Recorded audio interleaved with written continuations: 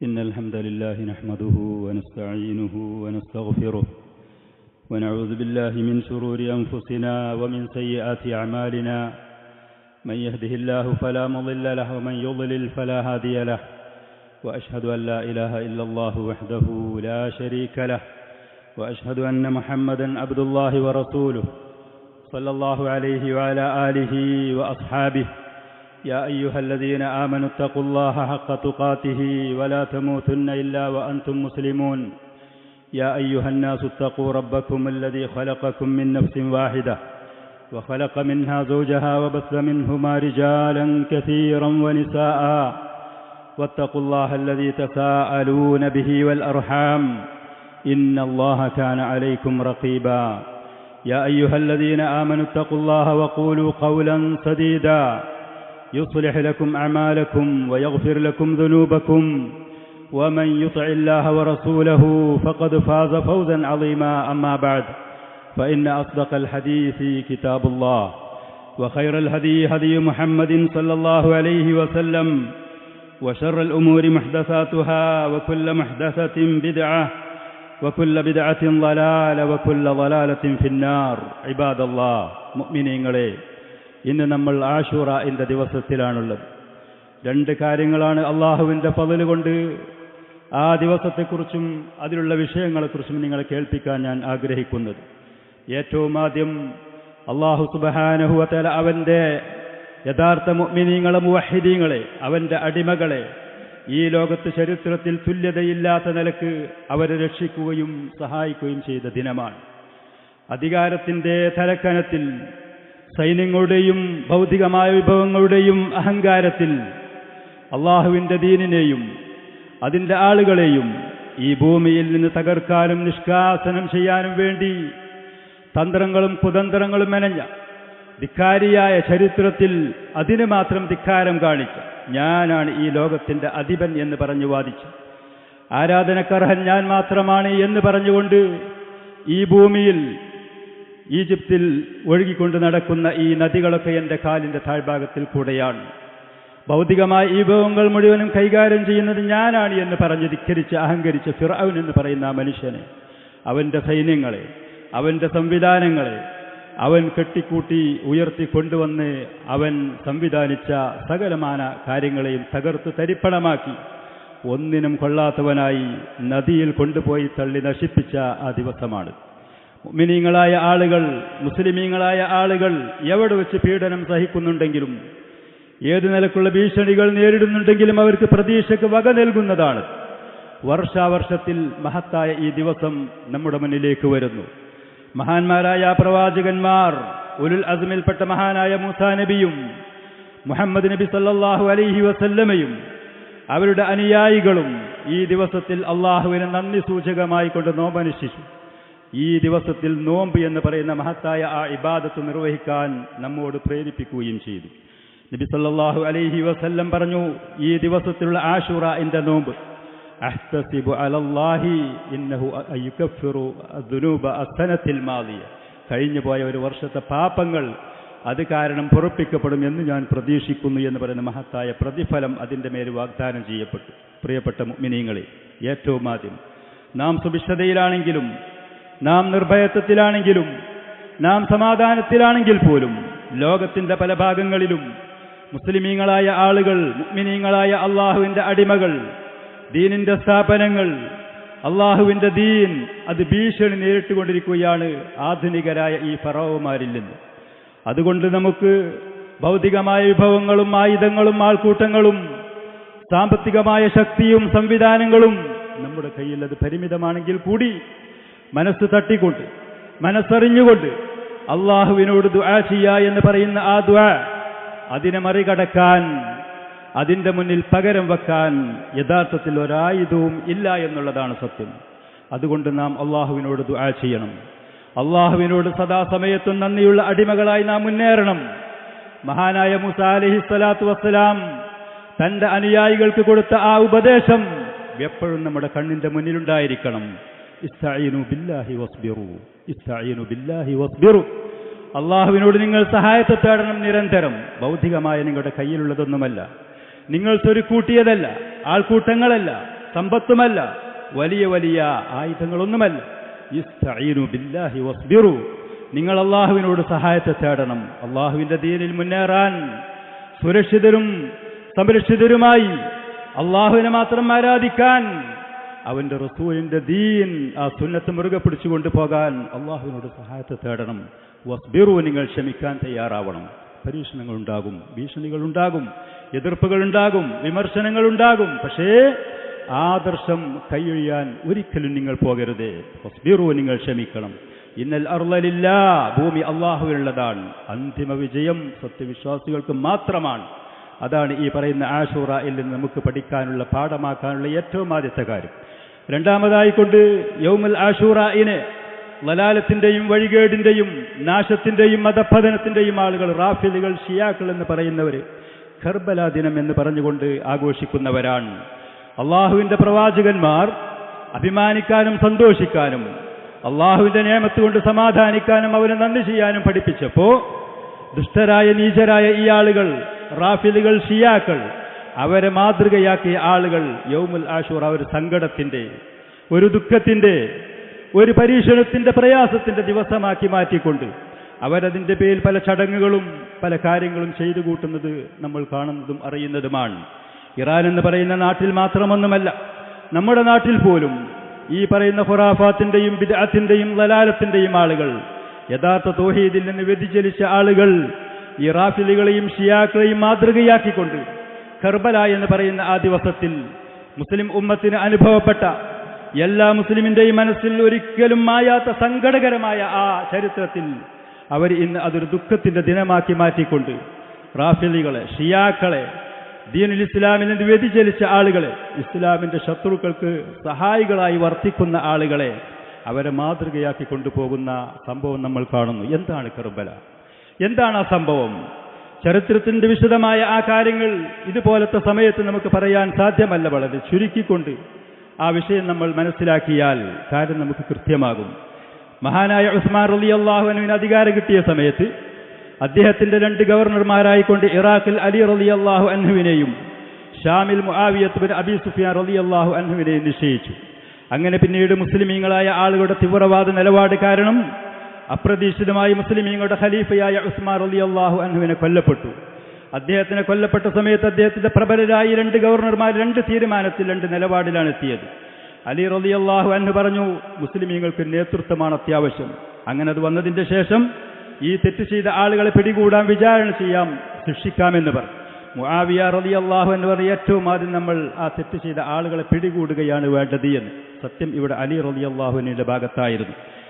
കൃത്യമായ വിവരത്തിന്റെ അടിസ്ഥാനത്തിൽ ഒരു ഭരണാധികാരി, ഒരു പണ്ഡിതൻ ഒരു ഇജ്തിഹാദ് ചെയ്താൽ സത്യത്തിന്റെ ഭാഗത്തെത്തിയ ആൾക്ക് 2 പ്രതിഫലവും, അതിൽ സത്യം മനസ്സിലാക്കാൻ കഴിയാത്ത ആൾക്ക് 1 പ്രതിഫലവുമുണ്ട് എന്നുള്ള നിലയ്ക്ക് ഈ 2 ആളുകളും പ്രതിഫലത്തിന് അർഹരായിരുന്നു. അങ്ങനെ കാലങ്ങൾ ഭരണത്തിൽ മുസ്ലിമീങ്ങൾക്ക് 2 നേതൃത്വമായിക്കൊണ്ട് അലി റളിയല്ലാഹുവിന് ഇറാഖും ആ ഭാഗത്തും, മുആവിയ റളിയല്ലാഹുവിന് ഷാമിന്റെ ഭാഗത്തും 2 നേതൃത്വമായി മുന്നോട്ട് പോയി. അങ്ങനെ ഇരിക്കുന്നതിന്റെ ഇടയിൽ മഹാനായ അലി റളിയല്ലാഹുവിനെ കൊല്ലപ്പെട്ടു. തീവ്രവാദ നിലപാടുള്ള ഖവാരിജുകളിൽപ്പെട്ട ഒരു മനുഷ്യനാണ് അദ്ദേഹത്തിനെ കൊന്നത്. അതിന്റെ ശേഷം അദ്ദേഹത്തിന്റെ പുത്രനായ ഹസൻ റളിയല്ലാഹു അധികാരത്തിൽ വന്നു. കുറച്ചു ദിവസങ്ങൾ കഴിഞ്ഞതിന്റെ ശേഷം അദ്ദേഹം മുസ്ലിം ഉമ്മത്തിന് ഏക നേതൃത്വമാണ് നല്ലത്, അതാണ് അഭികാമ്യമായത്, മുസ്ലിമീങ്ങൾ പരസ്പരം പോരാടുന്നത് ശരിയല്ല എന്ന് മനസ്സിലാക്കി അദ്ദേഹം അധികാരത്തിൽ നിന്ന് പിന്മാറി മുആവിയ റളിയല്ലാഹുവിന്റെ നേതൃത്വം സ്വീകരിച്ചു. അങ്ങനെ ദിവസങ്ങൾ പിന്നീടും കഴിഞ്ഞുപോയി. അതിന്റെ ശേഷം മുആവിയ റളിയല്ലാഹു അൻഹു വഫാത്തായി.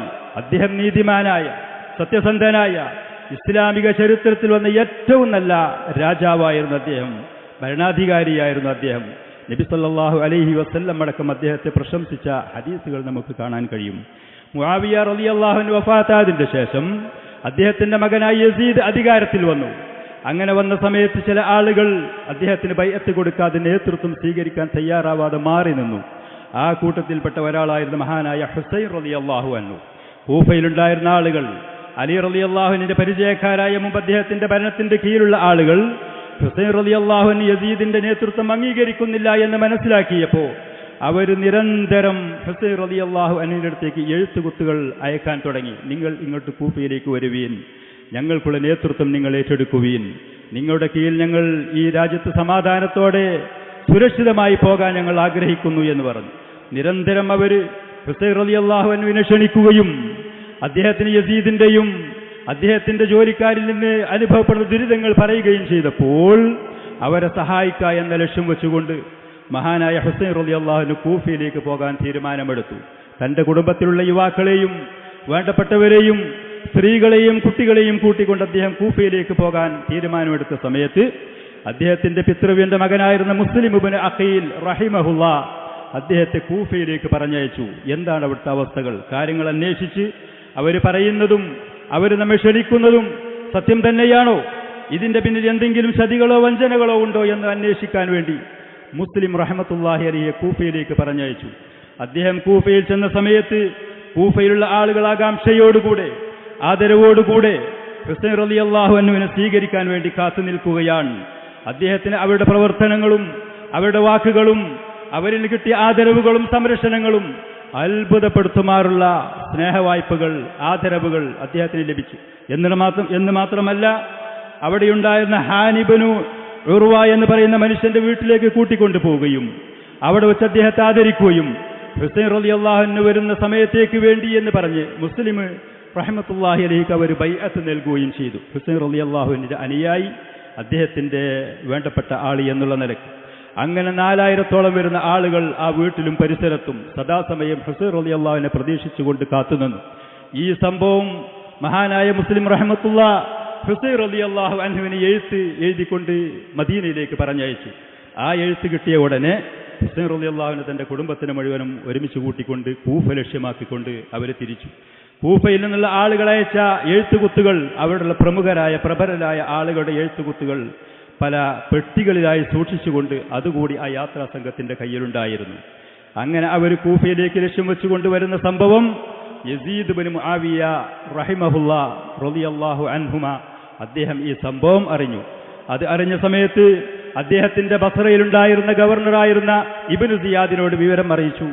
ഇങ്ങനെ ഹുസൈൻ കൂഫയിലേക്ക് വരുന്നു എന്നുള്ള വിവരം കിട്ടിയിരിക്കുന്നു. അവരിവിടെ വരാനോ അവർക്കൊരുമിച്ച് കൂടാനോ ഭരണകൂടത്തിന് എതിരിൽ എന്തെങ്കിലും ചെയ്യാനോ ഒരിക്കലും അവർക്ക് സൗകര്യമുണ്ടാവരുത്. അവരെ ഹുസൈൻ റളിയല്ലാഹുവിനെ കൊല്ലാനെന്നും യസീദോ അതല്ലെങ്കിൽ മറ്റുള്ള ആളുകളോ അവരോട് കൽപ്പിച്ചിരുന്നില്ല എന്നുള്ളതാണ്. പക്ഷേ ഭരണത്തെ അട്ടിമറിക്കാനോ ഭരണത്തിന് ഭീഷണിയാവാനോ അവർക്കൊരിക്കലും അവസരമുണ്ടാവരുത് എന്ന് പറഞ്ഞിരുന്നു എന്നുള്ളത്. ഈ വിവരം അറിഞ്ഞ സമയത്ത് ബസറയിൽ നിന്ന് ഇബ്നു സിയാദ് തന്റെ സൈന്യങ്ങളിൽപ്പെട്ട ആളുകളെയും ഉപദേശകരെയും കൂട്ടി കൂഫയിലേക്ക് വന്നു. അങ്ങയുടെ കൂഫയിലേക്ക് അവർ വരികയും അവിടെയുള്ള ആളുകൾ ഈ സമയത്ത് മുസ്ലിം റഹ്മത്തുള്ളാഹി അലൈഹി കൂഫയിൽ വന്ന് ഇബ്നു സിയാദ് താമസിക്കുന്ന ആ കൊട്ടാരത്തിൽ ലക്ഷ്യമാക്കിക്കൊണ്ട് 4000-ഓളം വരുന്ന ആളുകളെയും കൂട്ടി മുസ്ലിം റഹിമഹുല്ലാ ഇബ്നു സിയാദിന്റെ കൊട്ടാരത്തിൽ ലക്ഷ്യമാക്കി കൊണ്ടുപോവുകയും ഇബ്നു സിയാദ് താമസിക്കുന്ന ആ കൊട്ടാരത്തെ അവർ ഉപരോധിക്കുകയും ചെയ്തു. അതിശക്തമായ സൈന്യം തന്റെ കൂടെയുണ്ട്, എന്തിനും അവർ തയ്യാറാണ്.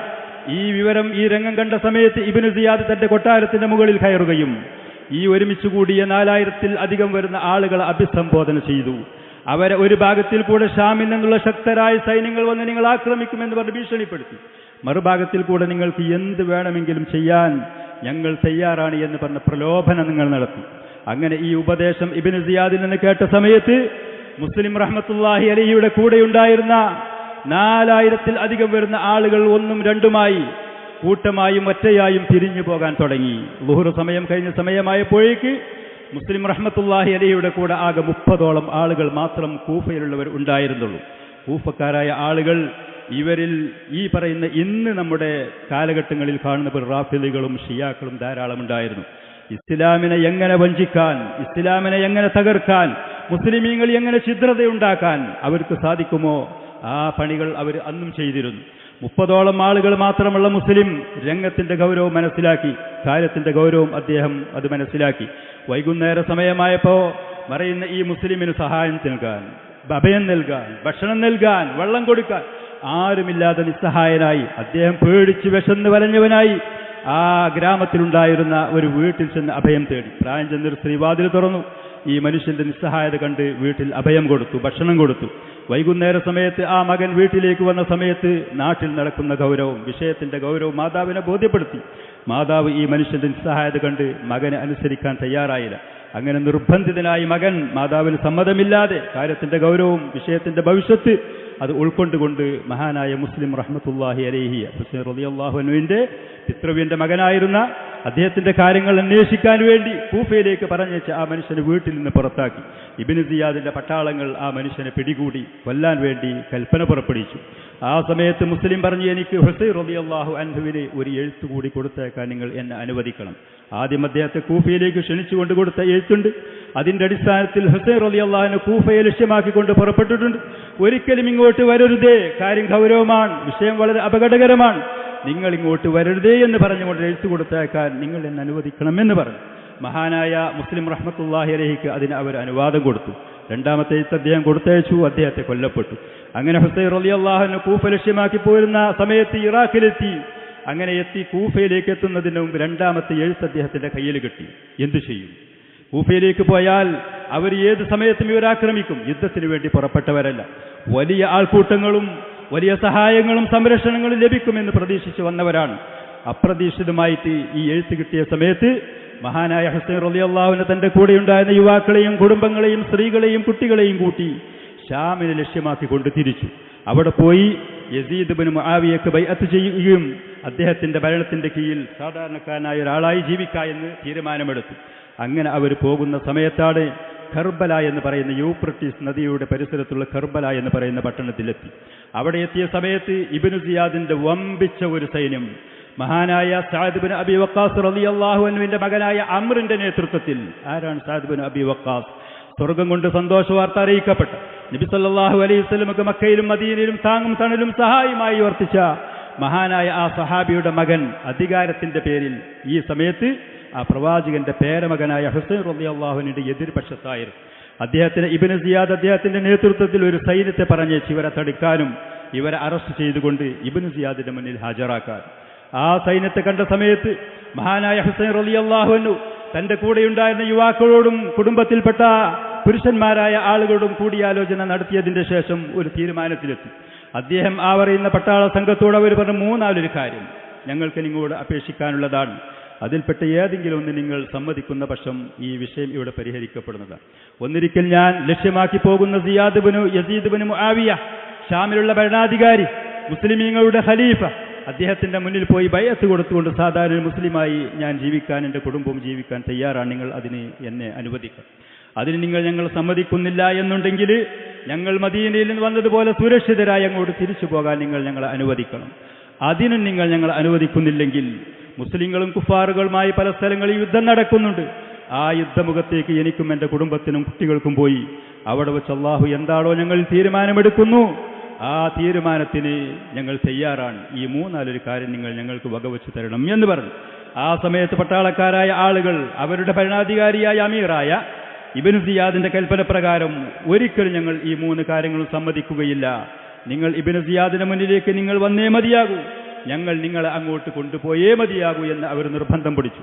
ആ സമയത്ത് ആ കൂട്ടത്തിൽ നിന്ന് പട്ടാളക്കാരുടെ കൂട്ടത്തിൽപ്പെട്ട ഒരാൾ മഹാനായ ഹുസൈൻ റളിയല്ലാഹു അൻഹുവിന്റെയും കുടുംബത്തിന്റെയും ദയനീയമായ അവസ്ഥ കണ്ടപ്പോൾ തന്റെ കൂടെയുള്ള സൈന്യങ്ങളോട് പറഞ്ഞു, തുർക്കികളോ ദൈലമുകാരോ മുശ്രിക്കീങ്ങളോ കുഫാറുകളോ ഇതുപോലത്തെ ഒരവസ്ഥയിൽ നിങ്ങളോട് അപേക്ഷിക്കുകയാണെങ്കിൽ അവർ പറയുന്ന അപേക്ഷ സ്വീകരിക്കാൻ നിങ്ങൾ ബാധ്യസ്ഥരാണ്. ഇദ്ദേഹം അല്ലാഹുവിന്റെ റസൂലിന്റെ പേരമകനാണ്, മുസ്ലിം ഉമ്മത്തിൽ തലയെടുപ്പുള്ള ആളാണ്, ആദരണീയനാണ്. അതുകൊണ്ട് അദ്ദേഹം പറയുന്ന ഈ അപേക്ഷ നിങ്ങൾ സ്വീകരിച്ചേ മതിയാകൂ എന്ന് പറഞ്ഞു.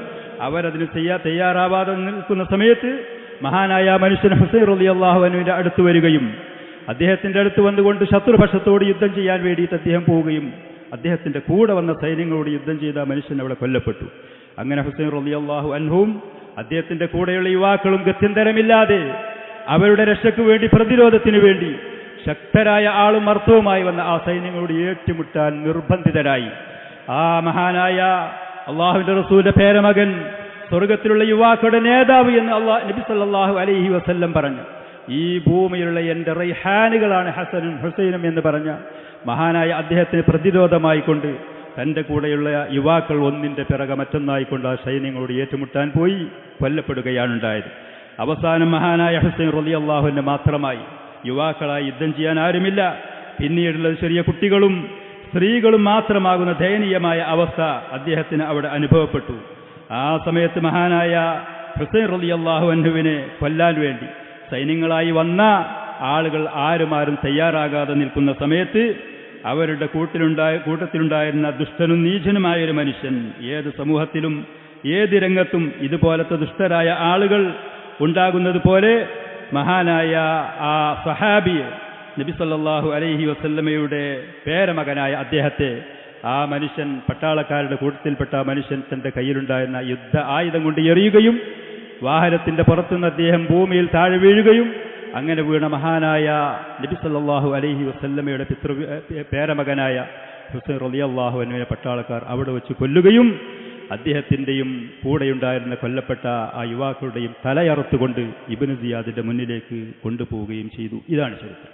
ഷെയ്ഖുൽ ഇസ്ലാം ഇബ്നു തൈമിയ്യ റഹ്മത്തുള്ളാഹി അലൈഹി, അതേപോലെ തന്നെ ആധുനികരായ അല്ലാമ ഇബ്നു ബാസ് റഹ്മത്തുള്ളാഹി അൽ ബാരി പോലത്തെ അഹ്ലു സുന്നത്ത് വൽ ജമാഅത്തിന്റെ വിശ്വസ്തരും പ്രമുഖരുമായ പണ്ഡിതന്മാരൊക്കെ ഈ സംഭവം റിപ്പോർട്ട് ചെയ്തത് ഇങ്ങനെയാണ്. സത്യം ഇത് തന്നെയാണ്.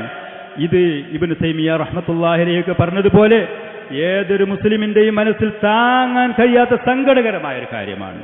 ഒരിക്കലും ഇത് നടക്കാൻ പാടില്ലായിരുന്നു. പക്ഷേ അല്ലാഹു സുബ്ഹാനഹു വ തആലക്ക് അവന്റെ സൃഷ്ടികളിൽ അവന്റെ ഹിക്മത്തനുസരിച്ച് ഇതുപോലത്തെ പല കാര്യങ്ങളും അവൻ നടത്തിയതാണ്. മഹാനായ യഹ്യ അലൈഹിസ്സലാത്തു വസ്സലാം, ആദരണീയരായ പ്രവാചകൻ സുജൂദിൽ കടക്കുന്ന സമയത്ത് ജൂതന്മാരായ ആളുകൾ അദ്ദേഹത്തിന്റെ തല അറുക്കുകയും ആ തല ആ സമൂഹത്തിലുള്ള വേശ്യയായ ഒരു പെണ്ണിന് സമ്മാനമായി പോയി കൊടുക്കപ്പെടുകയും ചെയ്ത ചരിത്രമുണ്ട് ഈ ഉമ്മത്തിൽ. അദ്ദേഹത്തിന്റെ പിതാവായിരുന്ന സക്കരിയ അലൈഹിസ്സലാത്തു വസ്സലാം ഒരു വൃക്ഷം ആ മഹാനായ പ്രവാചകന് അഭയം കൊടുത്തിട്ട് ആ വൃക്ഷമടക്കം ഏർന്നു മുറിച്ചുകൊണ്ട് ആ പ്രവാചകനെ കൊല്ലപ്പെട്ട ചരിത്രമുണ്ട് ഈ ഉമ്മത്തിൽ. ഇങ്ങനത്തെ മുസീബത്തുകളും ഇങ്ങനത്തെ വിപത്തുകളും വന്നു എന്ന് കരുതി നാം അതിന്റെ പേരിൽ അള്ളാഹുവിനെയും അവന്റെ റസൂലിന്റെ കൽപ്പനയ്ക്ക് വിരുദ്ധമായി എന്തെങ്കിലും ചെയ്യാനോ അള്ളാഹുവിനെ കോപിപ്പിക്കുന്ന കാര്യങ്ങൾ ചെയ്യാനോ ഒരിക്കലും നമുക്ക് അർഹതയില്ല, അവകാശമില്ല. നാം അള്ളാഹുവും അവന്റെ റസൂലും നമുക്ക് എന്ത് പഠിപ്പിച്ചുവോ എന്ത് കൽപ്പിച്ചുവോ അവിടെ നിൽക്കാൻ ബാധ്യസ്ഥരാണ്. അതാണ് നമ്മൾ ഇതുപോലത്തെ ചരിത്രങ്ങളിൽ പാലിക്കേണ്ടതും. അഖൂലു ഹാദാ വ അസ്തഗ്ഫിറുല്ലാഹൽ അളീമൽ ജലീല ലീ വലക്കും വലിസായിരിൽ മുഅ്മിനീന വൽ മുഅ്മിനാത്ത്.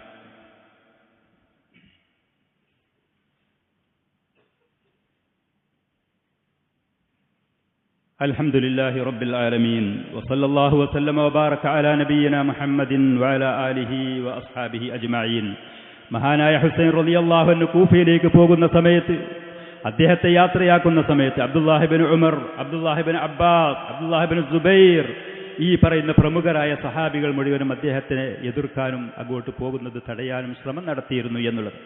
അബ്ദുല്ലാഹിബ്നു അബ്ബാസ് റളിയല്ലാഹു അൻഹുമ അദ്ദേഹത്തിനോട് അദ്ദേഹം പോകുന്ന സമയത്ത് പറഞ്ഞു, അബ്ദുല്ലാഹിബ്നു ഉമർ റളിയല്ലാഹു അൻഹുമ ഹുസൈൻ റളിയല്ലാഹു അൻഹു പോകുന്ന സമയത്ത് പറഞ്ഞു, ഇന്നി മുഹദ്ദിസുക ഹദീസൻ, ഞാൻ നിങ്ങൾക്കൊരു ഹദീസ് പറഞ്ഞു തരാം. ഇന്ന ജിബ്രീല അത്തൻ നബിയ സല്ലല്ലാഹു അലൈഹി വസല്ലം, നബി സല്ലല്ലാഹു അലൈഹി വസല്ലമയുടെ അടുത്ത് ജിബ്രീൽ അലൈഹിസ്സലാത്തു വരികയും അദ്ദേഹം വന്നുകൊണ്ട് നബി സല്ലല്ലാഹു അലൈഹി വസല്ലമയോട് നിങ്ങൾക്ക് ദുനിയാവിൽ പൂർണ്ണമായ സ്വാധീനത്തോടുകൂടെ അധികാരത്തോടുകൂടെ ഇവിടെ ജീവിക്കലാണോ നിങ്ങൾ ആഗ്രഹിക്കുന്നത്, അതല്ല നിങ്ങൾക്ക് പരലോകമാണോ ഇഷ്ടം എന്ന് ചോദിച്ചു. നബി സല്ലല്ലാഹു അലൈഹി വസല്ലം അവിടുന്ന് പരലോകത്ത് അർ റഫീഖുൽ അഅല തെരഞ്ഞെടുത്തു പോയവരാണ്. അതുകൊണ്ട് തന്നെ ആ പ്രവാചകന്റെ മക്കളും പേരമക്കളുമായ നിങ്ങൾക്ക് ഭൗതികമായ ഈ വിഭവങ്ങൾ അത് നിങ്ങൾക്ക് ഉത്തമമല്ല, അത് നിങ്ങൾ അർഹിക്കുന്നവരുമല്ല. അതിനൊക്കെ അള്ളാഹു വേറെ ചില ആളുകളെ തെരഞ്ഞെടുത്തിട്ടുണ്ട്.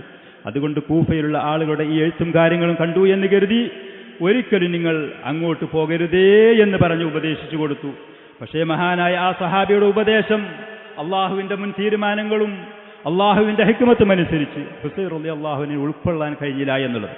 അങ്ങനെ അദ്ദേഹത്തെ കൂട്ടിപ്പിടിക്കുകയും മുആനഖത്ത് ചെയ്യുകയും പൊട്ടിക്കരയുകയും ചെയ്തു. അബ്ദുല്ലാഹിബ്നു അബ്ബാസ് റളിയല്ലാഹു അൻഹു പറഞ്ഞു, എനിക്ക് കഴിയുമായിരുന്നെങ്കിൽ ഞാൻ നിങ്ങളുടെ തലം എൻ്റെ കയ്യിൽ മുറുക്കി പിടിച്ചുകൊണ്ട് നിങ്ങളുടെ പോക്കിന് ഞാൻ തടയുമായിരുന്നു. ദയവ് ചെയ്ത് നിങ്ങൾ അങ്ങോട്ട് പോകരുതേ. ഇവർ പലരും അദ്ദേഹത്തോട് പറഞ്ഞു പോകരുതേ എന്ന്. പക്ഷേ അള്ളാഹുവിന്റെ തീരുമാനം അത് മറികടക്കാനോ മറഞ്ഞ കാര്യങ്ങൾ ഔലിയാക്കൾക്ക് അറിയുമെന്ന് പറഞ്ഞുകൊണ്ട് ആളുകൾ പ്രചരിപ്പിക്കുന്ന ആ സത്യം ആളുകൾക്ക് മനസ്സിലാകാൻ ഔലിയാക്കളാണെങ്കിലും അമ്പിയാക്കളാണെങ്കിലും അള്ളാഹു സുബ്ഹാനഹു വ തആല നമുക്ക് മുൻകൂട്ടി അറിയിച്ചു തന്നതല്ലാതെ മറഞ്ഞ കാര്യങ്ങൾ എത്ര ഉന്നതരാണെങ്കിലും എത്ര ഉത്തമരാണെങ്കിലും അവർക്ക് അറിയുകയില്ല എന്നുള്ള സത്യം നമ്മെപ്പോലത്തവരെ ബോധ്യപ്പെടുത്തിക്കൊണ്ട് മഹാനായ ആ സഹാബി അങ്ങോട്ട് പോയി എന്നുള്ളതാണ്. അദ്ദേഹം അവിടെ വെച്ച് കൊല്ലപ്പെടും. കൂഫക്കാരായ ആളുകൾ അദ്ദേഹത്തെ ചതിക്കും, അദ്ദേഹം അപകടപ്പെടും എന്നുള്ളത് അവർക്കൊക്കെ പേടിയും ഉത്കണ്ഠയും ഉണ്ടായിരുന്നു. കാര്യം അവിടെ നടന്നു, ഇതുപോലത്തെ വിഷയം അവിടെ സംഭവിച്ചു എന്നുള്ളത്. മഹാനായ ഹുസൈൻ റളിയല്ലാഹു അൻഹുവിന്റെ കൂടെ കൊല്ലപ്പെട്ട യുവാക്കളുടെ കൂട്ടത്തിൽ അലി ഇബ്നു അബി താലിബിന്റെ മക്കളായിക്കൊണ്ട് അബൂബക്കർ, മുഹമ്മദ്, ഉസ്മാൻ, ജാഫർ, അബ്ബാസ് പോലത്തെ പേരുള്ള യുവാക്കൾ ഉണ്ടായിരുന്നു. നോക്കി നിങ്ങൾ, ഷിയാക്കൾക്ക് അബൂബക്കറിനെ ഇഷ്ടമില്ല, ഉമറിനെ ഇഷ്ടമില്ല. എന്നാൽ മഹാന്മാരായ ഈ സഹാബികൾ അവരുടെ മക്കൾക്ക് ആ പേരുകളായിരുന്നു കൊടുത്തിരുന്നത്. എത്ര വൈരുദ്ധ്യമാണ്! ചരിത്രം നമ്മൾ കൃത്യമായിട്ട് അറിഞ്ഞാൽ നമ്മുടെ ദിശ ഏതാണ്, നമ്മൾ സഞ്ചരിക്കുന്നത് ശരിയാണോ, മറുപക്ഷത്തുള്ള ആളുകൾ ആരാണ്, എന്താണ് എന്ന് നമുക്ക് മനസ്സിലാക്കാൻ കഴിയും. ചരിത്രം കൃത്യമായിട്ട് നമ്മൾ അറിയുമ്പോൾ മഹാനായ ഹസൻ റളിയല്ലാഹു അൻഹുവിന്റെ മക്കൾ ആ കൂട്ടത്തിലുണ്ടായിരുന്നു. അബൂബക്കർ, ഉമർ, ഉസ്മാൻ, അലിയുൽ അക്ബർ എന്ന പേരുള്ള മക്കൾ ആ കൂട്ടത്തിലുണ്ടായിരുന്നു. മഹാനായ ഹുസൈൻ റളിയല്ലാഹു അൻഹുവിന്റെ മക്കൾ ആ കൂട്ടത്തിലുണ്ടായിരുന്നു. അവർക്കും പേര് അബൂബക്കറും ഉമറും അബ്ദുള്ള, ഖാസിം എന്നുള്ള പേരുകളായിരുന്നു. മഹാനായ അഖീൽ എന്ന് പറയുന്ന അവരുടെ സഹോദരനായ അദ്ദേഹത്തിന്റെ മക്കളുണ്ടായിരുന്നു. ജാഫറും അബ്ദുള്ളയും അബ്ദുറഹ്മാനും ആ കൂട്ടത്തിലുണ്ടായിരുന്നു. അതേപോലെ തന്നെ മുസ്ലിം ഇബ്നു അഖീൽ നമ്മൾ കേട്ട ഇദ്ദേഹം ആ കൂട്ടത്തിലുണ്ടായിരുന്നു. ഇങ്ങനത്തെ യുവാക്കളെ മുഴുവനും അവിടെ കൊല്ലപ്പെട്ടു. അതിന്റെ പുറമെ മഹാനായ ഹുസൈൻ റളിയല്ലാഹു അൻഹു വധിക്കപ്പെട്ടു. സങ്കടകരമാണ്, ദുഃഖമുള്ള കാര്യമാണ്. പക്ഷേ അല്ലാഹുവും അവന്റെ റസൂലും മുഅ്മിനീങ്ങളായ ആളുകൾക്ക് നമുക്ക് വിഷമങ്ങളും പ്രയാസങ്ങളും ദുരിതങ്ങളും വരുമ്പോൾ ഒരു മുസ്ലിം എന്ത് നിലപാട് സ്വീകരിക്കണം, അവൻ ആരായിരിക്കണം, അവൻ അവരുടെ കൂടെയായിരിക്കണം. മുഅ്മിനീങ്ങളായ ആളുകൾക്ക് പരീക്ഷണങ്ങൾ വരുമ്പോൾ ഖാലു ഇന്നാ ലില്ലാഹി വ ഇന്നാ ഇലൈഹി റാജിഊൻ.